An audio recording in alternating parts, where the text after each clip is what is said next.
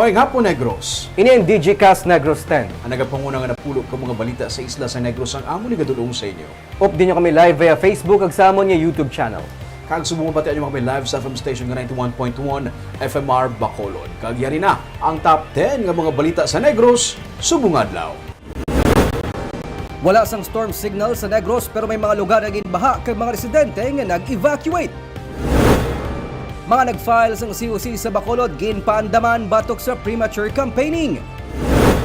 Warehouse kag clinic sang VMC nasunog. Bagyo nga Goring hindi na super typhoon pero may isa pagid ka bagyo nga pasulod sa pungsod. Kag official logo kag theme song sa Mascara Festival 2023 ginlunsar ang sa DigiCast Negros 10. Sa number 10,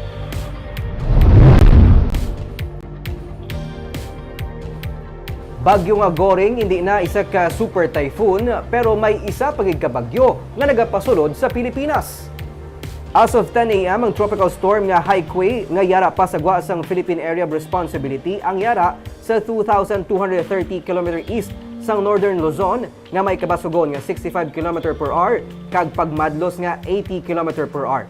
Ginapaabot nga magakusog pagid ang bagyo sa sulod sang 5 ka adlaw kag magasulod sa PAR Miyerkules sang gabi ikon Huwebes sang aga.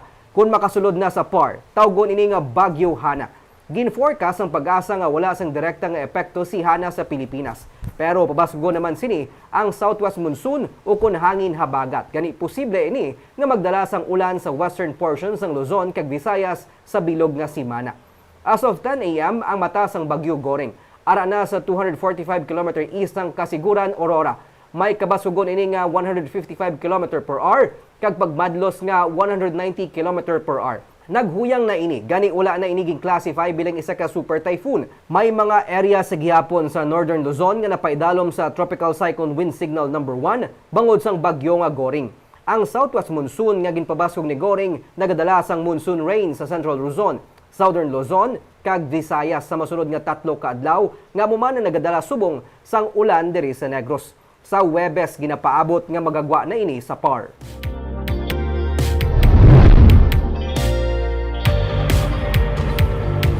Sa number 9, may pagsaka na naman sa bili sa produkto petrolyo buwas nga adlaw.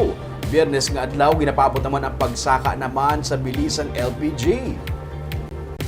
Sa announcement sa mga petroleum companies, magasaka sa 30 sentimos ang kada litro ng gasolina. Ini ang ikapito ng sunod-sunod na semana nga nagasaka ang bilis ng gasolina. Ang diesel naman, magasaka sa 70 sentimos kada litro kag ini naman ang ika-8 na nga semana sa pagsigi-sigi saka sa presyo ng diesel. Ang kerosene magasaka man sang 80 sentimos kada litro. Ginapaabot man nga sa Biyernes nga adlaw Setyembre 1, magasaka sang 2 tubtob 4 pesos ang kada kilo sang LPG.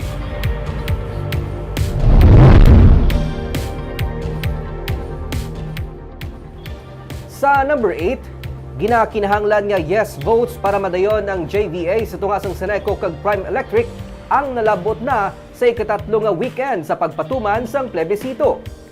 Naglabot na sa 98,591 o kon 55.53% sang member consumers ang nagboto pabor sa joint venture agreement sang Seneco kag Prime Electric Holdings Incorporated sa ika-6 nga adlaw sang plebisito. Suno kay Seneco Acting General Manager Attorney Arnel Lapore, naglapaw na ini sa 50% plus 1 votes nga kinahanglan para maaprobahan ang kasugtanan. Ang Seneco ang may masobra sa 177,000 ka-member consumers. Gani nagsabit na sila sang board resolution sa National Electrification Administration para madeklarar ang pag-approve sang JVA. Pero ginpahayag naman sang katapos ang anti-JVA coalition nga magapasaka sila sang reklamo sa pagpati nga illegal ang proxy voting sa ginpatuman nga plebisito. Nakahanda naman nga tubangon ini sang pamunuan sang Seneco. Sa Setyembre 2 kag 3 natala na ang duga nga inadlaw sang plebisito. Sa number 7,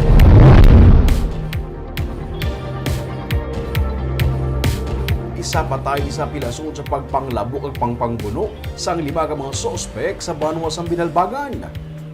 Patay 40 anyos nga si Jomari Hetunzo, samtang pilaso naman nga sining utod nga si Ernesto Hetunzo, matapos ang gilabo kag ginbuno sang 5 ka mga suspetsado sa Banwa o sa Barangay San Vicente, Banwa sa Binalbagan sang kagabi. Sunod sa kay Police Major Randy Babor, hepe sa Binalbagan PNP, nagainom-inom ang mag-utod sa isa ka ilimnan sa lugar, samtang yara naman sa pihak ka lamesa ang mga sospek, dugang pa ni Babor. Bukod sa kahulugbon, nagsinuyay ang mga initubtub nga nagluntad ang kumusyon. Sa mapauli na ang mga biktima, inali na lamang sila nga ginlabo kag ginbuno sang 5 ka mga sospek. Nakaangkon sa pila ka mga pila sa lawas ang mag-utod, kagiliod sila gidala sa Binalbagan Infirmary. Apang deklarar nga dead on arrival si Joe Marie, samtang palay naman ginabulong sa ospital si Ernesto. Ginkumpirmar ni Babor nga nadakpan ang isa sa 5 ka mga sospek kag nagaparayon pa ang pursuit operation sa 4 ka iban pa nga mga sospetsado.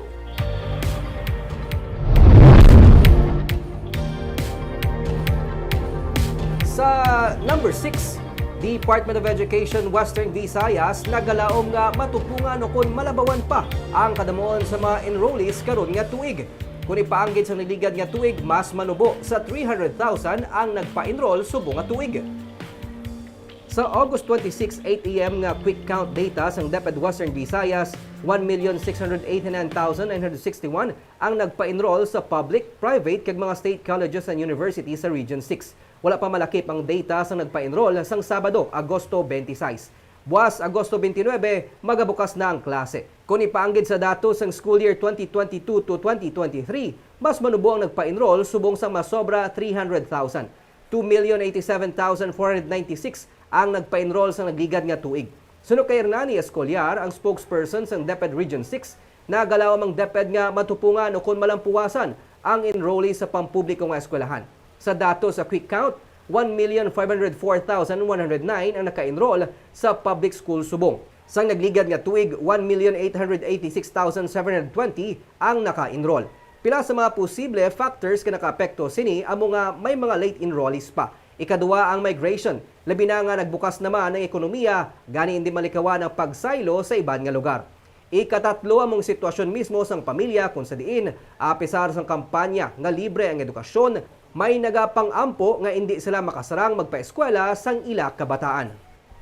Bisan tapos ng enrollment nato, kagagusto yung sang ginikanan or sang bata nga sang ginikanan yung pa-enroll yung bata, ang bata willing man niya nga mag-eskwela despite ka nag-start na nga itong nga classes, they can still seek assistance sa atong nga mga school heads kasi they are willing, much willing din na sila nga mag-provide sang assistance kag mga importante dira is makasulod ang atong nga bata.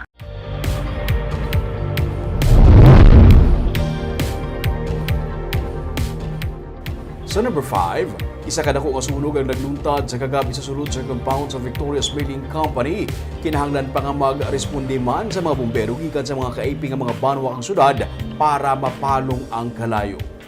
Sa video nga kuha sa isa ka residente sa Kane Town Subdivision sa Victoria City, malapit lang sa sentral, makita nga nagadaba-daba ang kalayo kag nagapuog ang aso samtang may nagaabot pa nga fire truck. Nagsige man huni ang alarm sa sentral. Sa statement sang VMC, ilagin sa ilingan mga alas 6:40 sang gabi, nagsugod ang kalayo kag mga alas 8:50 na palong ang kalayo. Masobra sa 2 ka oras ang ginlawig sang sunog. Sa video nga kuha sang Amity Volunteer Fire Brigade, makita ang nagakasunog nga kalamay sa sulod sang isa ka warehouse. Sa video naman ni Jaja Mumbai sang Chamber Volunteer Fire Brigade, makita nga ginatingwaan sang fire volunteer nga mapalong ang kalayo nga nagasunog sa kalamay sa sulod man sang warehouse. Gikinahanglan pa ang bulig sa mga fire volunteers gikan sa Bacolod kag mga bumbero sa mga kaiping nga mga LGU para mapalong ang kalayo sa sulod sang sentral.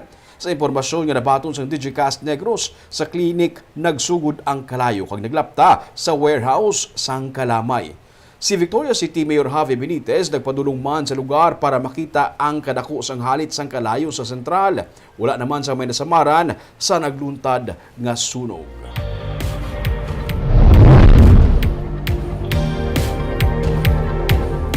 Sa number 4, pagdagsa sang mga mag-file sa ila Certificate of Candidacy, patimaan nga madamo ang uyag magserbisyo publiko. Inisunod kay Provincial Election Supervisor Ian Lee Ananoria nga nagsiling nga ang pagpadulong sa mga magakandidato sa pag-file sa ila COC maayo nga senyales kag wala na nagahulat pa sang last day sang filing.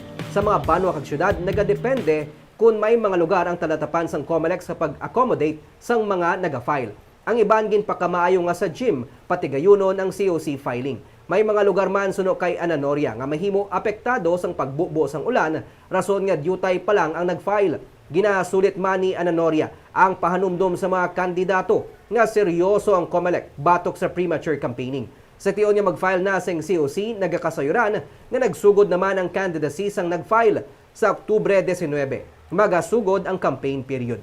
Kaya man tanan na not so much daw equal man ang akon nga pagtanaw. We will see in the next few days kung diin ang last minute. At sige naman tayo ang last day, wala nga turnout, wala nga iban. Subong wala tao pagka last day, pagka September 2, aras sa tanan. Kaya mo nang medyo problema na siya. Hingagaw. Ano naman itong na-reminder sa tanan na files? Yes, so please completely fill your COC before. May hindi na magka-problema, notarized na, na-double check nyo na, check mo namon if possible. And also, like in emphasize si Chairman Garcia, be wary sa premature campaigning. Kaya wala pa campaign period.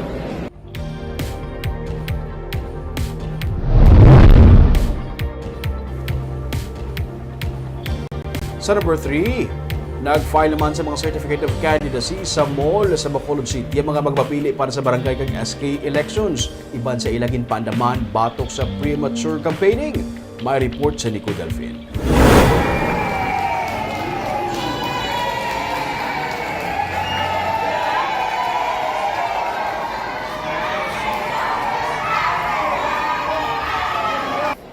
Daw kasubong sang pelikula nga gindag sang una nga adlaw sang filing sang Certificate of Candidacy para sa barangay kag sangguniang kabataan elections sa Robinsons Place, Bacolod kaina sang aga. Gani wala man mapaiway ang pagbinaisay sa mga nagalinya nga mga magakandidato nga luyag makauna tapos file sing ilang nga COC sa COMELEC Bacolod.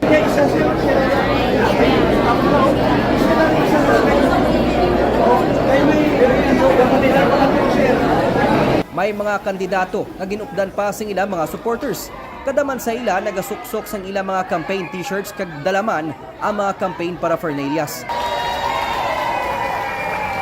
Ang utility worker kag person with disability nga si Armando De La Gente nagtinguha nga mag-file man sa iya COC para magpapili kagawad para sa Barangay 10. Suksok niya ang naandan nga uniforme sa obra. Ulit man sa mga problema sa tao, Pariya sa lobe. sa mga ano na ng mga problema, dapat sunod na lang mga bulong, decision. Pero matapos makafile na sang ila COC, ginsaway na kaginpaandaman ni COMELEC Bacolod Election Officer Attorney Katrina Trino Canya ang mga nagatener nga kandidato kag ilang mga supporters sa venue. Sandig sa pagsulundan sang COMELEC, ginadumilian ang premature campaigning bangod sa Oktubre 19 tubtob 28 pa ang gintalana nga campaign period.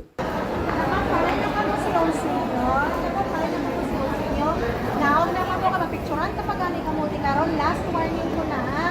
Ako galing na mga picture sa inyo, ako kinong-file paso sa inyo. Naog na kamutong daan, pag-uba kami sa mga t-shirts.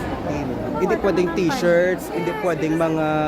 Yes, because that is already for a form of campaigning na naman pa-t-shirt ka na ka.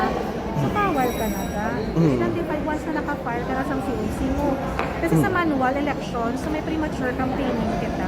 Kita yan ang implement kita sa aton nga rules with regards to premature campaigning.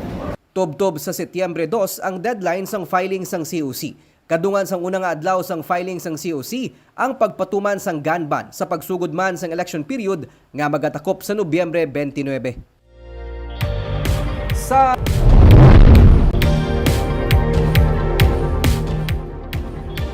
siyudad sang Bago ang ginbahaman. 8 ka mga barangay ang apektado. Pati ospital, wala man makaluwas sa tubig baha. Sa report ng Bago City Disaster Risk Reduction Management Office, 658 ka mga pamilya ang gin-evacuate sa Bago City gikan sa Barangay Talok, Poblasyon, Balingasag, Tabunan, Dulao, Lagasan, Kalumanggan kag Sampinit. Suno kay Doktora Mary Jean Ortizo, ang pamuno ng Bago DRRM, kagabi pa sila nagsugod sa ilang nga operation.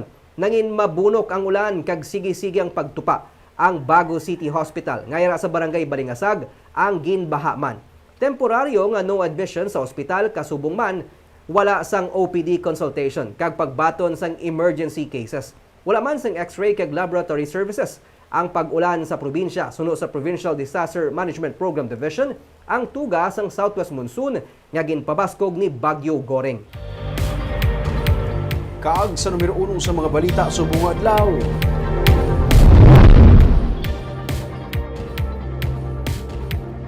Wala sang storm signal sa isla sang Negros pero ang hangin nga habagat ang ipabaskog sang Bagyo nga Goreng ang nagdala sang malawig at mabulong kapag ulan humalin sa kagabi tubtub subong adlaw. Kani bilang resulta, may mga residente nga nag-evacuate gikan sa ilang mga pulutan kag may mga dalan nga hindi malabyan sang salakyan. Yaring report. Hindi ini dagat. Dalan ini bakadto sa barangay Sumag sa Bacolod City. Kung may maglabay nga dalag kung salakyan, daw nagabalod.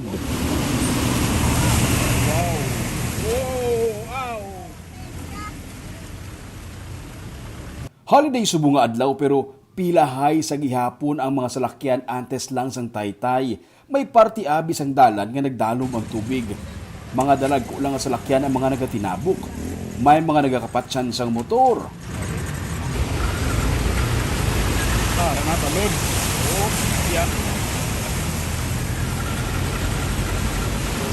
Babae man o lalaki, nagabulig tulod sang mga salakyan nga napatsyan sa baha.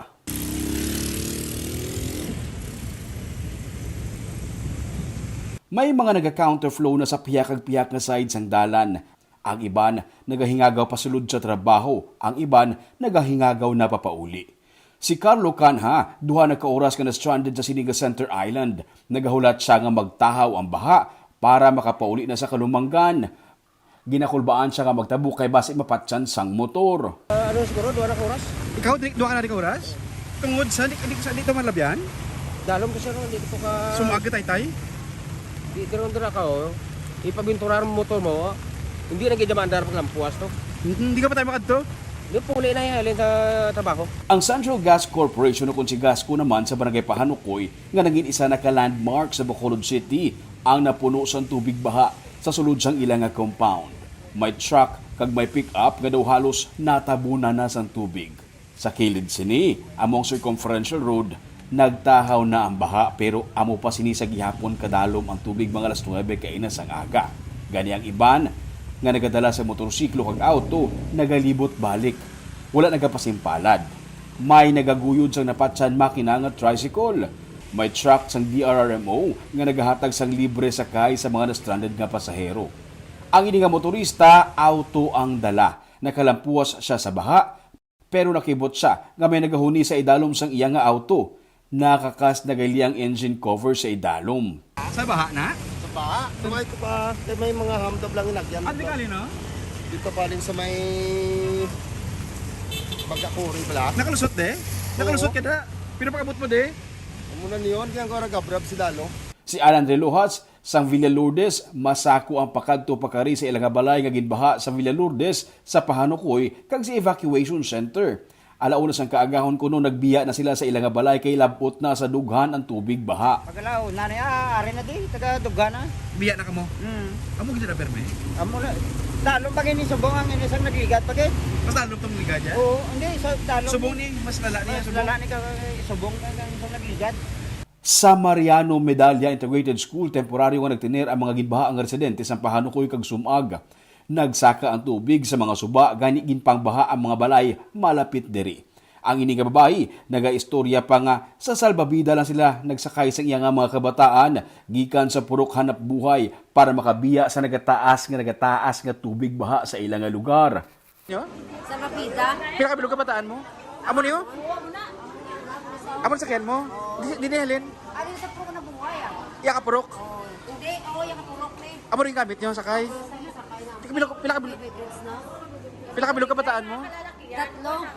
Ayo niya pa ang ini nga mga kalalakian nga buligan rescue ang mga wala pa makabiya sa ilang nga mga balay nga mga kaingod nila. Pero ginpakamaayo nila nga maghulat na lang sang rescuers. Sa initial nga record sa Bacolod City DRRMO, nagdangat sa malapit sa 2,800 ka mga persona ang mga gipang-evacuate sa Bacolod City. May masobra 1,000 ka pamilya ang ginpang-evacuate man bangod sang baha sa Pontevedra, DSB, Bagos City, San Enrique, Pulupandan, Valladolid kag Banwas sang Murcia. Buwas nga adlaw, unang adlaw sa pabukas kung taan isang klase sa pampublikong eskwelahan.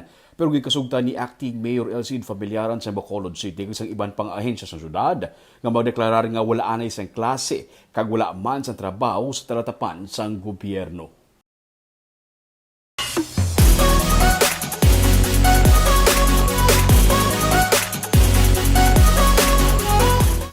Kag sa good vibes, excited na balang tanan para sa Bacolod Mascara Festival? Mas masadya nga mga activities ang gitpatbat sang Bacolod Youth Foundation para sa Super City Bacolod Mascara Festival 2023. Ginpadakuan man ang financial subsidy para sa 20 ka mga barangay nga magapasakop sa tuigan nga kompetisyon. Yari ang report.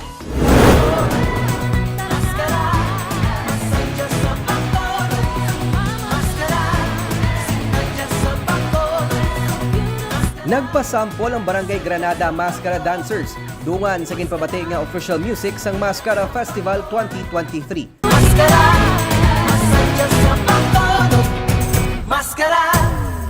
Ang sinadya sa Bacolod soundtrack ang paggagamiton para man sa Street Dance Arena Competition kag sa Electric Mascara Festival. Napulo ka mga barangay nga magakompete sa Street Dance kag Arena Competition sa Paglaom Stadium sa October 22 ang magabaton sang tig 750,000 pesos nga financial subsidy halin sa syudad. Samtang may tig 3,000 pesos naman sa napulo man ka barangay nga magapaindis-indis sa Mascara Electrica Diva Float Parade and Competition sa the Upper East kag Bacolod City Government Center sa October 21. Ako personally, I also want 10 lang yun ma-perform.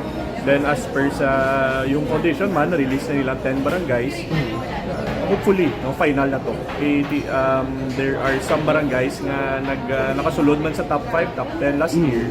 But due to why sila ka-liquidate, why sila subong tayo. Bigger subsidy for this year sa electric and sa arena. But still, magi pa sa council? Yeah, magi pa sa City Council for approval.